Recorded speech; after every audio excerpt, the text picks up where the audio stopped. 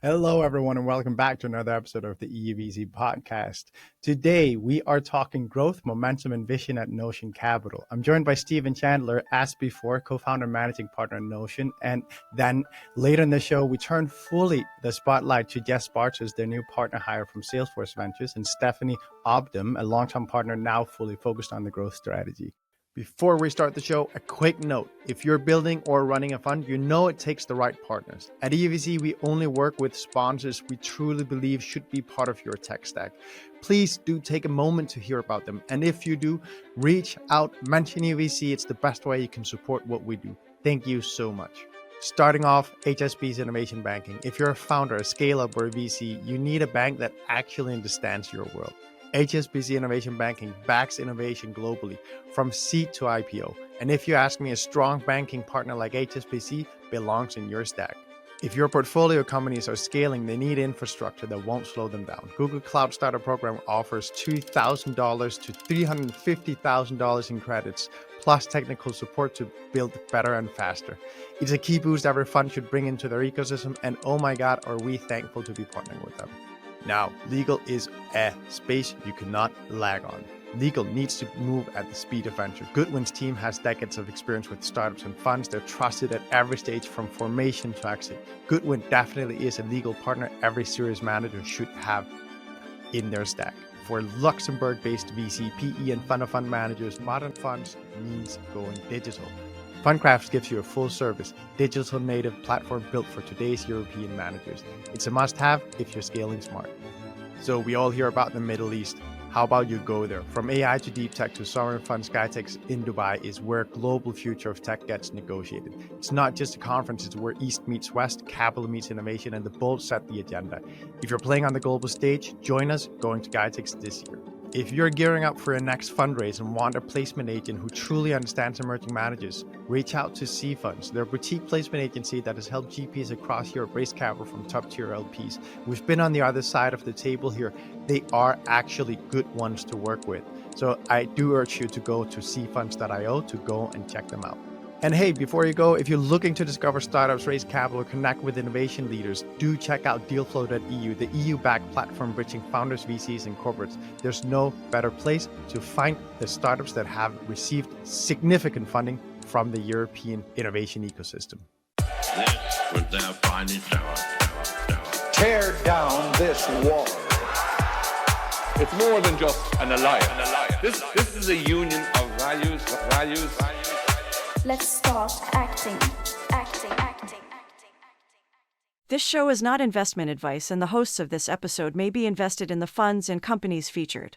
So, Stephen, you've been on the pod, as I said before, one of our bangers. I've actually been quoting it quite a bit to people because you were so kind to dive into your LP pipeline and how you managed that. And it kept being a point of transparency that I wanted to everyone to both emulate, but also a lot to learn from. Welcome, Stephen. Maybe you would just say a bit to everyone about where Notion comes from and where growth fits in that.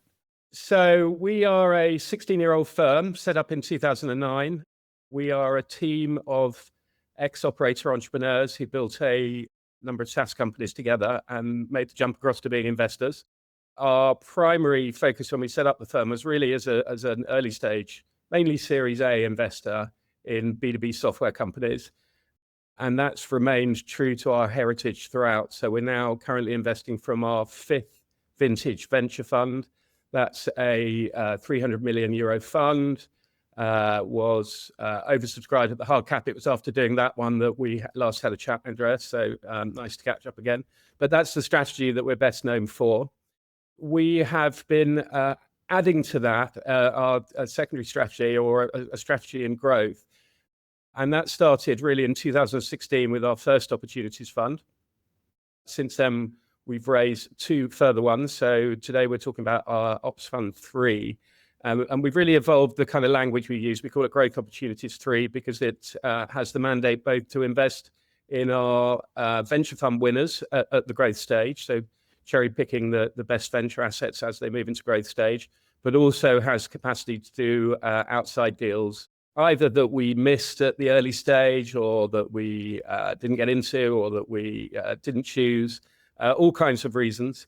But some great companies out there that aren't in our venture portfolio that we still want to consider as well. I've got a question to all three of you. What does it say about where European venture is today that you guys are now raising a third opportunities fund, and which also has a wider growth mandate? What does that say about where we are? We feel good about where the market is. The market is very different from when we first came in as I say, 2009. There's a lot more success. There's a lot more competition as well. I think the market has matured, and the opportunity set, the quality of the founders you see today are really, really second to none. I think different people have taken different approaches. Some people have let their fund size get quite large and try to cover venture and growth from a single fund structure. We decided not to do that, and we keep our early stage funds relatively small. We don't anticipate them growing much from their current level. And then we've overlain this growth opportunity strategy just because, we feel there's a significant opportunity to deploy capital there. Frankly, too much of growth stage capital in Europe historically has come from overseas sources, and we need more locally based champions deploying at that stage. And, we will only be one contributor to that. There are lots of other elements to make it successful, but we feel we can play a part. I want to double click on the pros and cons of doing it out of two different funds. We can get back to that, but to let Jessica and Steph just join in, I'd love to hear your take on where we are with the need for growth and kind of the round involvement that you're seeing in the market. I think the European ecosystem has matured so much in the last 10 plus years. I think some of the stats around this sort of speak for themselves. There were around 40 unicorn companies in Europe in 2015. And I think there's over 600 today. And the amount of funding going into early stage venture has increased by more than 10x. And yet there is still a growth capital gap for when those companies start to scale, start to get that product market fit, that go to market fit to scaling momentum. They hit a wall where the only risk capital that's really ready for them to fund that journey to a unicorn often comes from overseas, and there's much less of it here natively that's really looking at them and focused on them and their companies. So we're aiming to fill that gap. I think some estimates have it on the order of 300 billion in growth capital that European companies have been missing over the last 10 years. So we're here to bring that capital to them natively. And to bring some of the expertise along with it as well, right? We have been doing this since 2009 as a fund. Started out as one of the first SaaS companies with the Message Labs legacy, and then seeing now how that portfolio, the 150 plus companies mature over these stages. There's some valuable lessons to draw from that, and I think we're uniquely positioned to capture these lessons and bring it forward to the next generation. And that's why this growth fund is so important to address that need, that give that domain expertise, give that growth expertise, and help our European founders really succeed, both within Europe and across the pond as well. Let me ask you a bit about this European sovereignty point around growth, so to say. Everyone says it, of course, it's an awesome LP talking point that we should have more capital here in Europe. But if we look at it directly from the founder perspective, why is it important that we have European growth funds? Europe will be a non-core geo for the US funds. They're very large funds. Their main focus will be the US, so they will only often look over at European companies more by exception.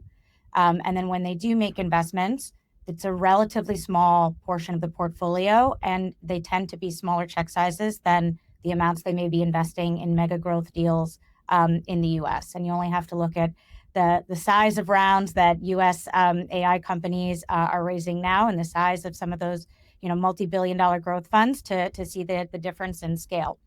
And when you are a kind of non-core or side project for the fund that's leading your Series B or C, you're just going to get less attention and have less buy-in from the fund that's backing that journey.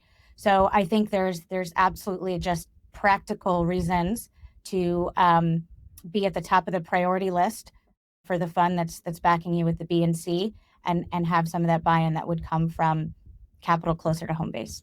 Stephen, maybe you can use this opportunity to talk a bit about also what it means to have a multi-stage firm on your cap table, and of course, then specifically why it might also, as a founder, be an advantage that there is a split between it being one big fund versus differentiated strategies and singular funds. Several advantages to being multi-stage. As a multi-stage firm, we can just support our founders longer on the capital journey, and these relationships are hard fought and very deep. You get to know each other very well when you've backed a founder at early stage and supported the company through those formative years. And so I think continuing to sort of build and extend that relationship is additive to both sides. From our perspective, the fact that we can support our founders longer, but also engage them at different processes in the cycle is attractive for us. And, for them, they get the same longevity. And that's not to say that there isn't value from a diversified investor base as well, and particularly if you have ambitions in the US. We will partner closely with our US friends there. But I think being able to support them on the capital journey is still very important from local capital. From the founder perspective, is there any reason why you would want your fund or your backer to run dedicated funds? Or could it might as well just be one and it's more of an LP appetite question? There's definitely an LP aspect to it. Obviously, it allows the LP to choose their own kind of risk tolerances and appetite and deploy more capital into the strategy that better aligns with what they're trying to achieve. We've taken the view that that's appealing to them, and that seems to be the feedback that we've had from the market. You can also take counter views, as you said earlier on. There are pros and cons to this in terms of simplicity and one decision, etc. But I think there's definitely a strong LP story. From a founder perspective, I think it's more nuanced. I think they get the benefit of us being able to support them longer on the journey, as I was saying, that if we were only an early stage fund, we would not be able to do. And so I think there are kind of benefits to them as well. I think the domain expertise at growth helps them get to that next step, that next round after the growth journey. Basically, our team, Stephanie and me, all we're doing is growth deals and then helping those growth companies onto the next stages. So that's a very different kind of set of work and domain expertise than pure play early investing. We're essentially specialists in the stage and dedicated to helping founders through that stage and down to a much bigger outcome. For our existing companies and founders, I mean, nothing much changes in that story, right? Oftentimes it can mean for the founder not to have too much distraction when they're going out to raise, and instead kind of raise a slightly more internal round, slightly smaller round, instead of always kind of like a set number that you need to hit there. Board might stay the same that way. So that's kind of from an internal. If they have been on the journey with us, it offers a lot of benefits that way. Founders always, or not all, but there's often a conversation about the signal value, either that the fund coming in for the second round or the third round or the fourth round, that being a strong signal, but also it being an anti-signal when you decide not to come in. Can you talk a bit about that, how you think about it, how you talk to founders about it? No, I think nothing much changes from being your regular fund with a reserve pool, right? You're trying to optimize for what is for that founder the best option at that moment in time. And that might be a different fund because they provide additional expertise in going into a particular geography, particular strategic interest that could be suited for a company at that stage, or it could be us, right? And so it to me, that doesn't signal anything. Yeah, and I'd also emphasize we will work the growth fund as we invest. We'll work very collaboratively with other investors in the syndicate. Usually there will be an external lead. In fact, I believe, given the size of Series B these days and the size of our fund, there will be external leads or co-leads that we will work collaboratively with as part of a round, so forming a syndicate. And I'd also emphasize that we have a separate IC here, where this fund is a concentration of risk of assets and businesses that we've selected to purposely put into this fund, not just a continuation of the early stage funds. They are two separate strategies and ICs. I'd love to pick your brains on one thing. which is the lead, co-lead. Do you run with a round entirely on your own, preempting emptying it and using the information advantage you have with a startup to do that? Or the other side of the spectrum, many funds run the program of only investing as a co-investor, or at least with someone else externally setting the value of the round. Can you tell us first clearly, where do you come down on this? And then maybe also help people understand the pros and cons of either strategy. We have the flexibility to do both, and we've deliberately structured in a way that we have the flexibility to do both. So there may be circumstances, as Jess said, it isn't a huge fund for a growth fund that we're managing. This is more, Fund 3 is more a kind of statement of our ambition for the future, where we will seek to grow this strategy. But it's large enough for us to write meaningful checks. So it means we can lead a transaction if we want to, or we could co-lead, or we can equally, being not terribly stake sensitive, not as stake sensitive as, for example, our venture fund is, we can also tuck in to a syndicate behind another lead investor. And it's precisely that flexibility that I think is best both for the company and for our strategy. But we would have a preference for having a third party to come in and price and lead the round. I think it avoids any conflicts or minimizes friction in those discussions. So that would be the preference. Could you talk a bit about the LP appetite for this fund in general, how the LPs right now are reacting to growth versus early stage in Europe? So, well, I think it's been a fairly, it's been a challenged LP environment for a while, as we know. And a lot of that is some of that's to do with stuff within our own industry and a lack of liquidity. But there are other factors at play in terms of the denomination effects and asset allocations that big capital allocators have. So it's a difficult market out there. I would also say, we were one of the first, or we were the first people to do an opportunities fund in Europe back in 2016. There'd been one or two in the US, I think, at that time, but first people to bring that model over here. And it was a model that I think resonated well at that time with people, LP investors being very open to deploying additional capital into the best performing venture assets, that kind of messaging. I think that kind of appetite has weakened over recent years. I think with reduced allocations in general, people are saying, well, if I've only got a limited amount of capital, I'm going to deploy it into the early stage fund and the flagships fund and pass over the ops fund. So I think that kind of added additional challenges for those people trying to raise opportunities funds. If you look at it, there haven't been that many of them raised. I think what we found is, we've got a good loyal set of LPs. We've delivered for them in the past. We have strong relationships with them. So we managed to get some very good support there. And we also brought in a handful of new relationships, but it was a handful because I think we're still really establishing ourselves in this strategy. Obviously, we have a couple of funds behind us and track record for that, but with new people in the team and a new vision for where we're taking this strategy, I think we've got to earn the right to build that over the coming vintages. And so it was the majority of the money came from existing venture LPs, and we brought in a couple of new ones as well. I was just looking over my notes from our last conversation, Stephen, and here you described and this was obviously in the flagship fund. You said overall we saw the percentage of money from U.S., continental Europe, and MENA all increase, with the UK decreasing as a percentage. Could you talk a bit about, because we all saw last year, maybe the year before, a lot of interest from the MENA region in European venture.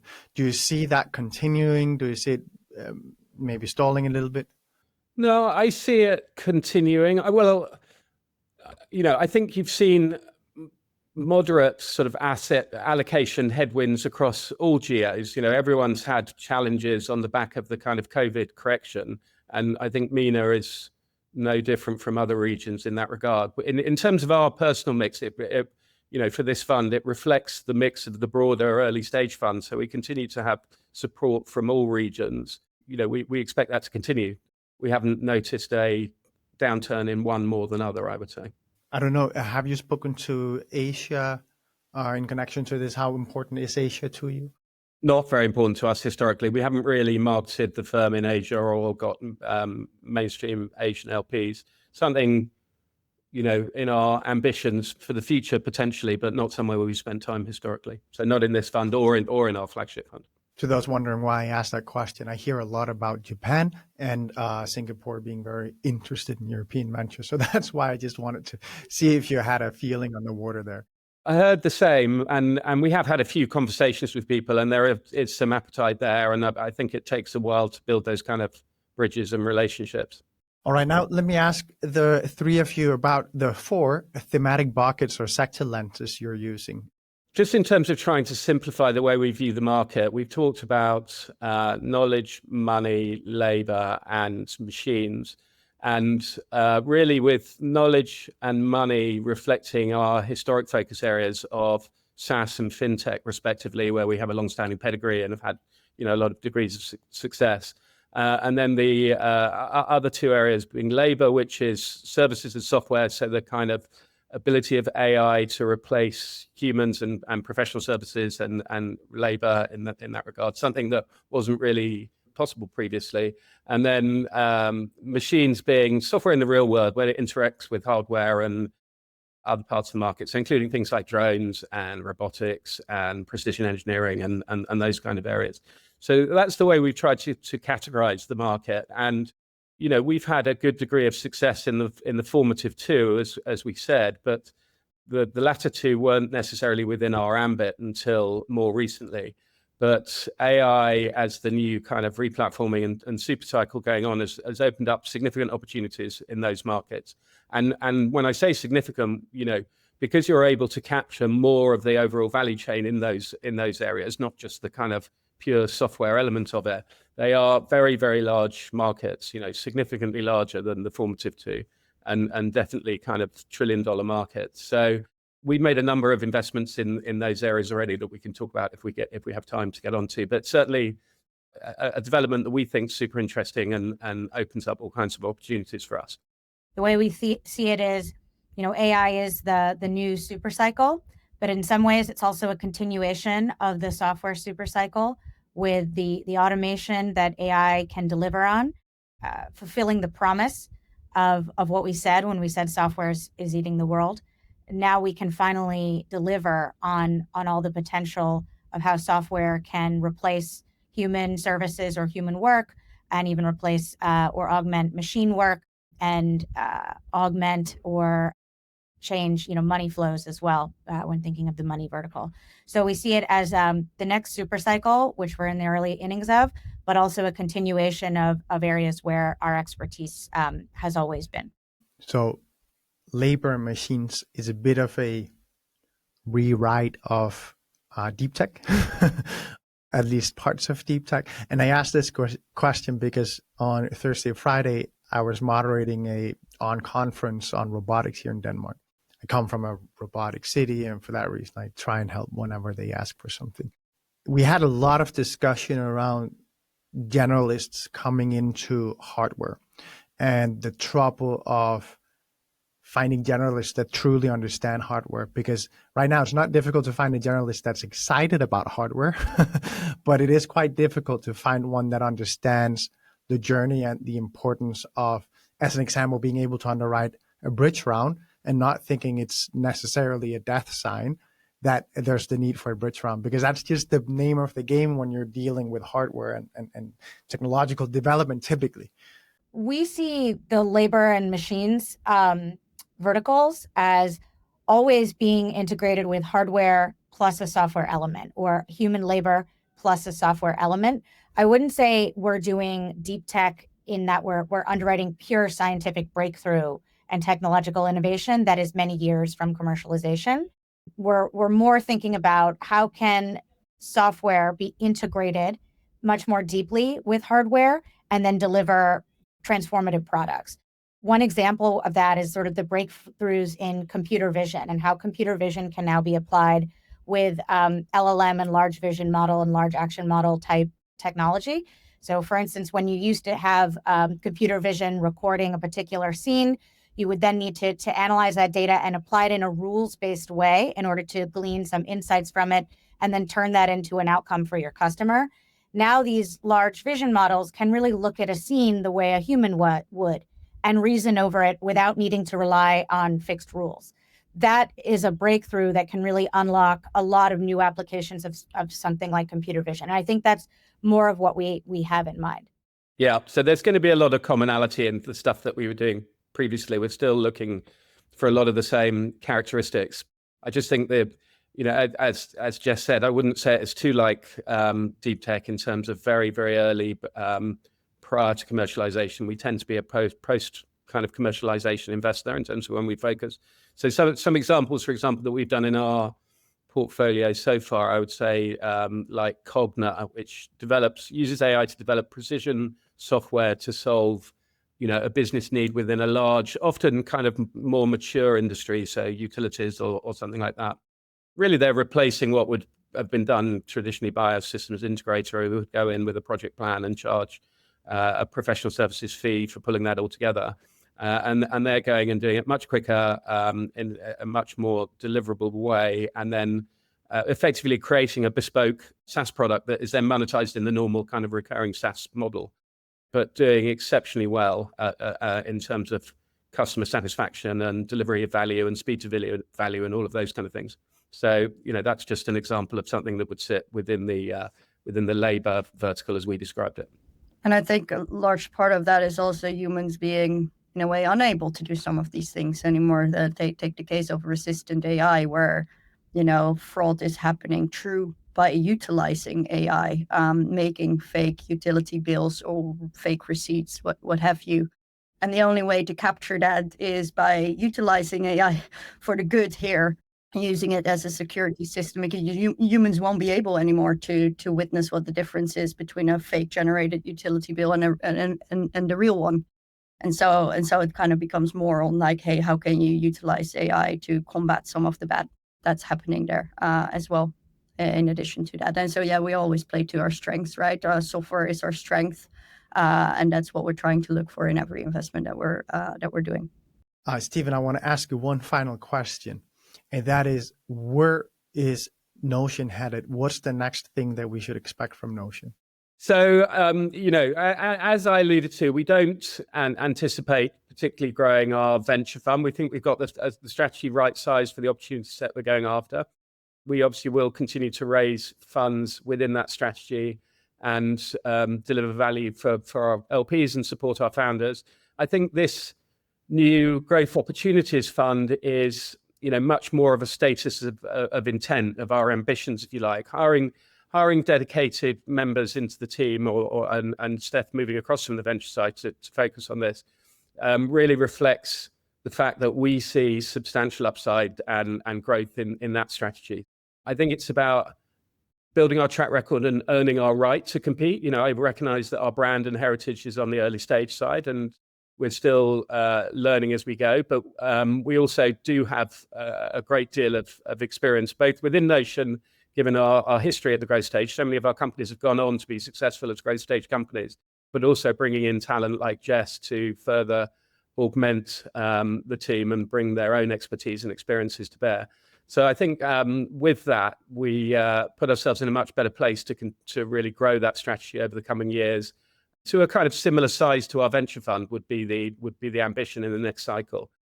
And for us to be, as recognized as a growth investor as we are as a venture investor. Stephen, you are truly recognized as one of the greats in the industry. You're an OG, and I thank you so much for coming on the podcast today, taking some 29 minutes out of your schedule for a conversation on the next iteration of growth in Europe. So, Stephen, thank you so much. You're a busy man. I wanted you to just jump on for a little bit before we continue the conversation with Jess and Steph. Thank you. All right. See you soon. So, Jess, Steph, we just sat by to Stephen. He's, of course, an incredible person and building European venture. So I thank him a lot for joining us. But now let's dive fully deep into growth. Let's start first with you, Jess, coming from Salesforce Ventures. What lessons or frameworks are you bringing into the Notion strategy? By way of background, I've spent about 15 years in deal making in one form or another. From my early days underwriting large infrastructure projects in emerging markets, everything from space launch to renewable energy, to 5 years in tech M&A with Rothschild, to the last 6 years or so in venture here in London. and finally the last almost 4 years with Salesforce Ventures, where I was investing at multiple stages in enterprise software and AI. Really worked across everything from Series A up to pre-IPO rounds, but primarily most of my deals at the B and C stages. Lessons that I hope to bring are a lot about, well, let's say first to prioritize founders, even at the growth stages. So to over-index on founder quality and execution quality, as I think that's one of the lessons I saw at Salesforce, is that make or break, even from tens of millions of ARR to hundreds of millions of ARR and to IPO scale, was just about founder quality and execution and their vision. So I hope to continue to over-index on that. Second, I think I learned a lot around what is happening in the AI platform shift with the types of companies I got to work with while at Salesforce Ventures, everything from 11 Labs to Miro to Hugging Face and Mistral were amongst our investments. And trying to apply that to great companies coming out of Europe and understand that shift deeply. And then third, I'd say, because I was working exclusively with companies that faced the enterprise, I learned a lot around enterprise and B2B go-to-market, particularly scaling enterprise sales and what greatness looks like when you're, going on that sort of 10 to hundreds of millions of ARR journey, and how your go-to-market organization needs to adjust and what greatness really can look like there. So I hope to apply all of those to my work here with Notion. You spoke about founder quality and the importance of that. A lot of founders are, of course, thinking about, and also VCs, of course, the long-term trajectory of themselves, their ability to grow with the companies and stay on as founder CEOs. Give me a bit of an understanding of how you think about that, the importance of having a founding team that you can actually continue with, or they can step down from the CEO role, just because you spoke about that importance of founder quality. We actually recently are putting out a report on this as Notion on founder endurance. We recognize that, the challenge for founders has even gotten harder as companies stay private longer, journeys can take a little bit longer, and the pressures are that much greater. We want to support founders as people as they prepare themselves for that marathon. And that's everything from, what kind of support systems you have around you, your relationship with your co-founders, what your different co-founders bring, how you hire into the rest of the C-suite so that you get support and you can delegate. So that report should be out soon, but it's definitely something that's top of mind as we think of these as, 10 plus year journeys towards the outcome the founders are aiming for. It's a long marathon, and we're there to support founders on that journey, taking care of all aspects, right? It's their baby. They come up with a brilliant idea for this company, executed on the early stages so well. Hence, we're looking at it from a growth stage perspective, and so kind of having these raw qualities on board and the narrative over time is ever so important to us. Jessica, there's something else I gotta ask you, given that you come from Salesforce. In the beginning, everyone said that, speaking of course AI here, that AI will never ever do anything meaningful to the big giants because it's just a wrapper if you do go and build that. Then we've kind of had a counter movement, and it seems now that everyone's laughing at the fact that you thought that there wouldn't be value in the wrapper layer. And now some people say that Salesforce will be toppled. Some people say that Salesforce will not be toppled because they're actually at the bleeding edge of AI. I imagine that you've seen a ton of startups doing stuff that would supplant Salesforce. And I'm sure that you internally inside Salesforce Ventures had a lot of conversations on what's competitive, what's not, where's done. Tell us a bit about that. Yeah, I mean, I can't comment on anything too specific to Salesforce itself, but I think it's true for every incumbent software company needs to think about what's the right way to inject AI into their current proposition and into their market position and adjust with rising stars that will be AI native. To the point about, being a wrapper, I think that's maybe can become like, we can be too pedantic around like what value is in a wrapper or not. People argue that, SaaS is just a database with like a UI wrapper around it and people keying things into the database. I think it's kind of back to basics on product market fit and the growth in that product market fit. How much value does the end product that you've put together, however you've put it together, how much value is it giving to customers? Is it flying off the shelves? Is it flying off the shelves at high prices? Are you taking share from incumbents? Are you creating a new market? It's about how are you using the technology to solve problems for businesses? I always kind of take it back to that. And to the extent that big tech stops solving problems for their customers, that's when they're vulnerable. Now, let me ask both of you, and you've, of course, Steph, been with the Notion team for a long time. Tell me a bit about and dig deeper into the strategy of being able to both do opportunities within the portfolio and outside of Notion as well. Why did you choose to do it like that? What's the strength of each? What do you expect the mix to be?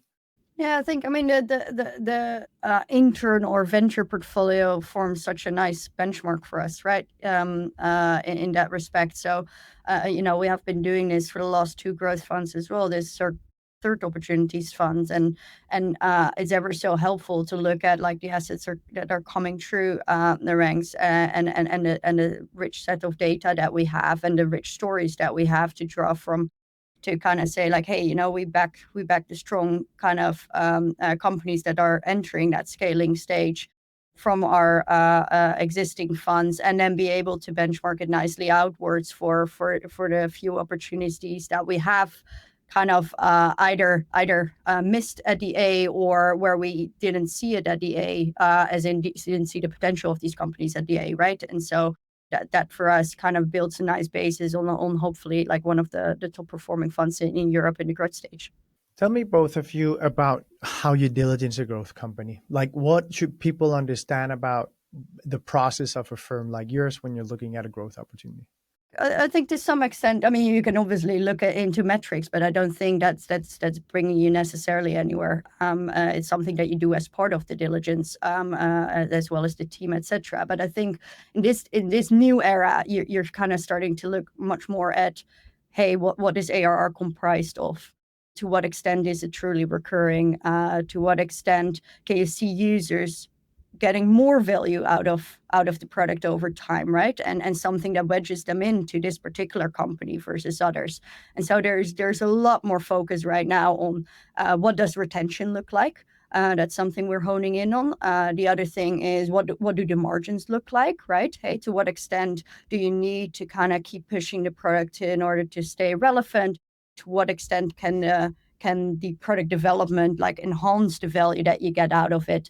And so those two topics kind of ring especially true. Now, I think when I think of the growth stage, having worked on both the venture side and the growth side of things, is that where I was looking in venture for like the spark that might result in a fire, here the company is on fire, it's growing and scaling fast.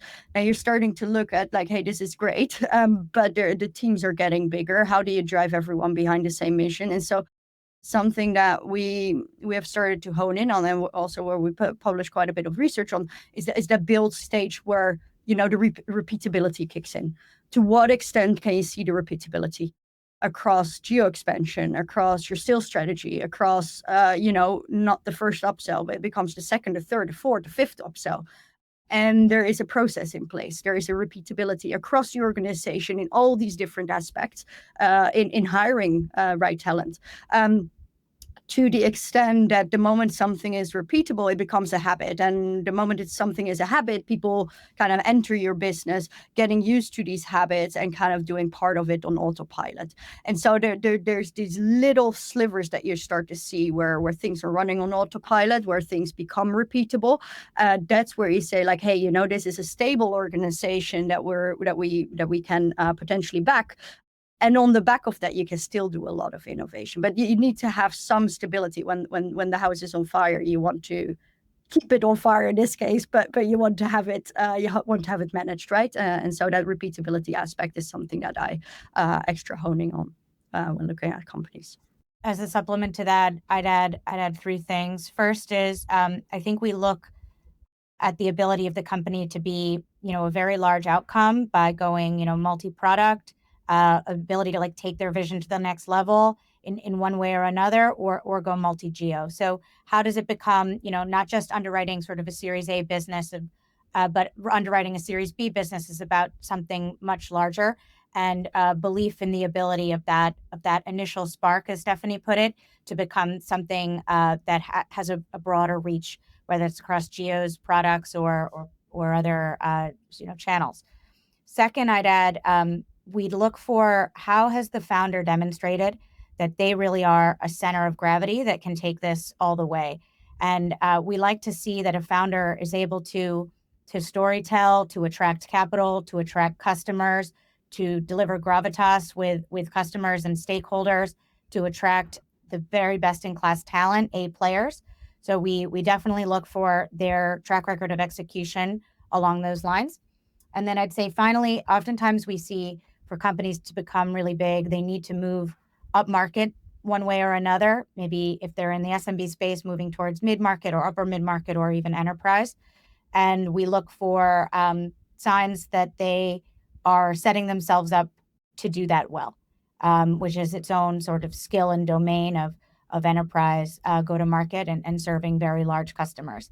But we think that's what makes a very large business. So we would layer that in. Let me ask both of you, at the early stage, we can maybe close our eyes a little bit more to the exit environment, but that's not possible at the growth stage. So tell me a bit about how you think about both exit horizon, but also the exit strategy for your growth investments.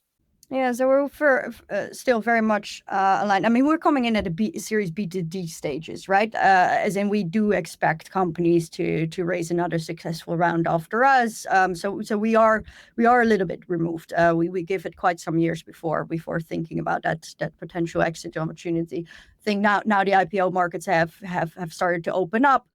It's a great way to kind of start seeing become more selective again, right? From a later stage perspective, also where we see the valuations being much more in line with what the ultimate market would be. And so I think it's incredibly excited, the era that we're now entering. A lot of these companies are at scale, coming up to scale, that we can back them, but also that there is a healthy exit market out there. I think we're very pleased by how the IPO market has evolved in 2025. And then we're also seeing liquidity for late stage, very scaled, very mature businesses being found in secondaries markets and other avenues down the road as well. So I feel like we can underwrite to very large outcomes, companies scaling to hundreds of millions of ARR, and still have lots of different options for exit. Speaking of that sovereign point that we made earlier, there's a lot of talk about the fact that European companies tend to have to go to the US either for an IPO or for a sale. Can you talk a bit about that, how you think about that, if you're building strategic alliances primarily to the US or equally so to Europe, those things? So from my point of view, I think, the founder should make the choice as to which IPO trading venue is best for them. Increasingly, we're seeing founders choose the NASDAQ or choose US listing, which I think is perfectly fine. I really don't think it makes you any less of a European company if you list on the NASDAQ. We see that with Klarna, with many others. Our markets are global. Software and technology markets are inherently global. And I think we should act accordingly. You should sell to the US because you've got the best product globally. That means, that you should be selling everywhere. And if that's a big growth market for you, we're super excited about that. We very much encourage founders to tap into demand in the US and sell there.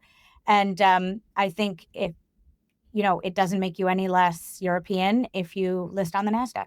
I think that liquidity point is so important, right? Wherever it ultimately comes from, it's money that is flowing into Europe, because we originally back European founders, and as they scale, more funds are flowing and more employees are getting part of that journey. And so, to us, it's more important that there is a successful exit, and yeah, we back global category leaders, and we're not backing local European leaders.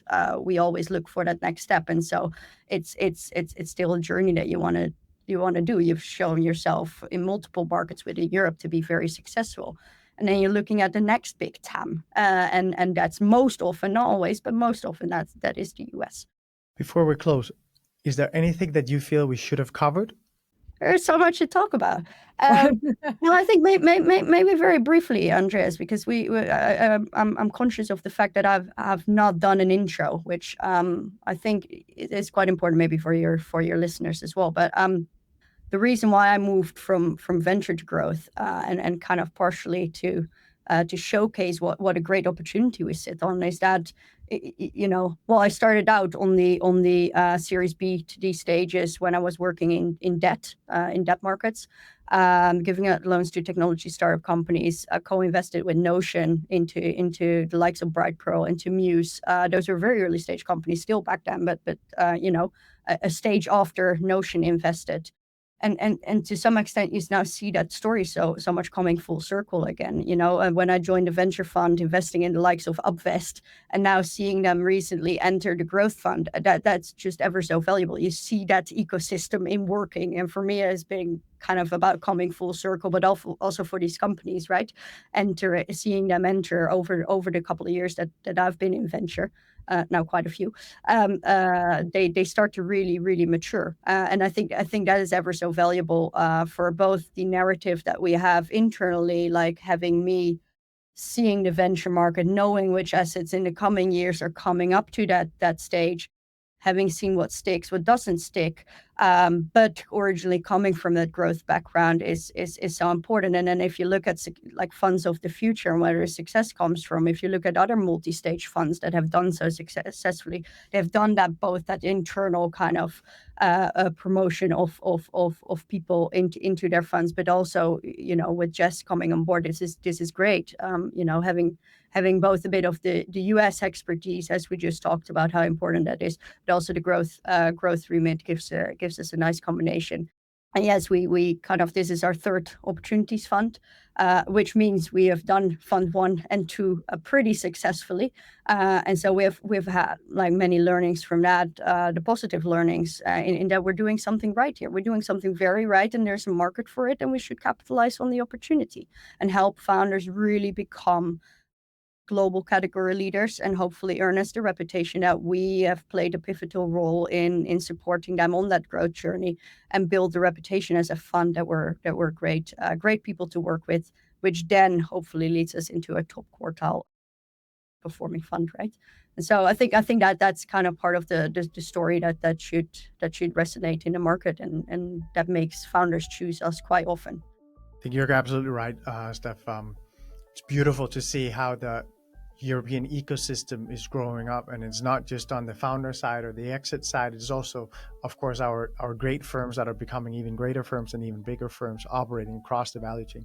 Incredibly important, and just a testament to everything that's happening here. Thank you, Jess. Thank you, Steph, for joining me today. It was incredible. Thank you. Thanks, Andreas. Thanks for having us, Andreas. Speak soon. Of course, anytime. Before we start the show, a quick note. If you're building or running a fund, it takes the right partners. At EUVC, we only work with sponsors we truly believe should be part of your tech stack. Please do take a moment to hear about them. And if you do, reach out, mention EUVC. It's the best way you can support what we do. Thank you so much. Starting off, HSBC Innovation Banking. If you're a founder, a scale-up, or a VC, you need a bank that actually understands your world. HSBC Innovation Banking backs innovation globally, from seed to IPO. And if you ask me, a strong banking partner like HSBC belongs in your stack. If your portfolio companies are scaling, they need infrastructure that won't slow them down. Google Cloud Starter Program offers $2,000 to $350,000 in credits, plus technical support to build better and faster. It's a key boost every fund should bring into their ecosystem, and oh my God, are we thankful to be partnering with them. Now, legal is a space you cannot lag on. Legal needs to move at the speed of venture. Goodwin's team has decades of experience with startups and funds. They're trusted at every stage from formation to exit. Goodwin definitely is a legal partner every serious manager should have in their stack. For Luxembourg-based VC, PE, and fund-of-fund managers, modern funds means going digital. Fundcraft gives you a full-service, digital native platform built for today's European managers. It's a must-have if you're scaling smart. So we all hear about the Middle East. How about you go there? From AI to deep tech to sovereign fund SkyTech in Dubai is where global future of tech gets negotiated. It's not just a conference, it's where East meets West, capital meets innovation, and the bold set the agenda. If you're playing on the global stage, join us going to SkyTech this year.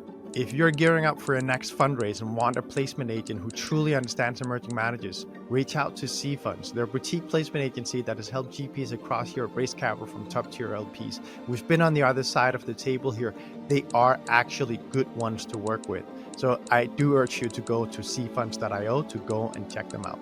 And hey, before you go, if you're looking to discover startups, raise capital, connect with innovation leaders, do check out dealflow.eu, the EU-backed platform bridging founders, VCs, and corporates. There's no better place to find the startups that have received significant funding from the European innovation ecosystem. This was their finest hour. Tear down this wall. It's more than just an alliance. This is a union of values. Let's start acting.